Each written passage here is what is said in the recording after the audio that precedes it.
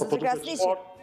a mund të bëjmë dy paralele, du thënë dy pyetje në një pyetje. Fillimisht, nëse rregulloria e lejon që një ushtrues drejtyre i kryetarit të kuvendit, sepse ju e përmendet faktin që ajo të shkoj pastaj ta merr udhëheqjen e presidencës për 6 muaj derisa të formohen zgjedhjet ose derisa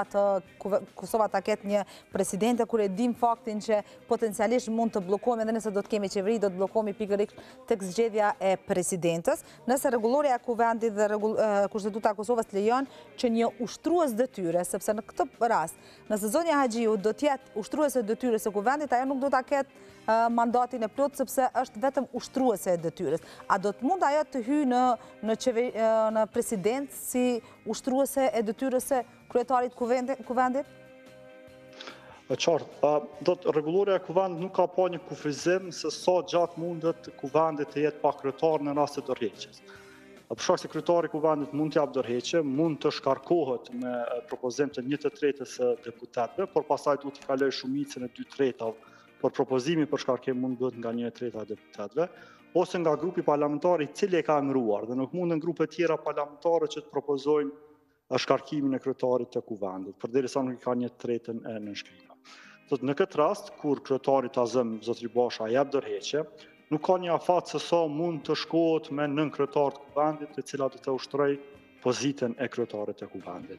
Përderisa ka një afat për ushtruesin e detyrës së presidentit të vendit, për shkak se është një afat kushtetues prej 6 muajve dhe jo më shumë ka të drejtë kryetari i kuvendit që të bëjë një ushtrim të tillë të kompetencave. Përderisa nën kryetari i kuvendit në pyetjen tuaj të dytë i ka të gjitha të drejtat si të kryetarit të kuvendit për ta zaventsuar atë, rrjedhimisht e merr edhe obligimin që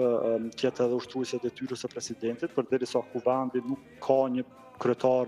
të zgjedhur të kuvendit. Dhe kjo bëhet për të mos krijuar një vakum institucional, për shkak se nuk ka qartësi në Kushtetutën e Kosovës se çfarë ndodh nëse kuvendi është pa një kryetar të zgjedhur. Nëse do të ndodhte zgjedhja në mes të konstituimit të 2 legislaturave, kush do ta marrte kryesimin ose ushtrimin e detyrave të presidentit të vendit. Dhe përderisa në këtë rast nën kryetari ka këto autorizime, në mënyrë automatike e merr ato edhe të presidentit të vendit.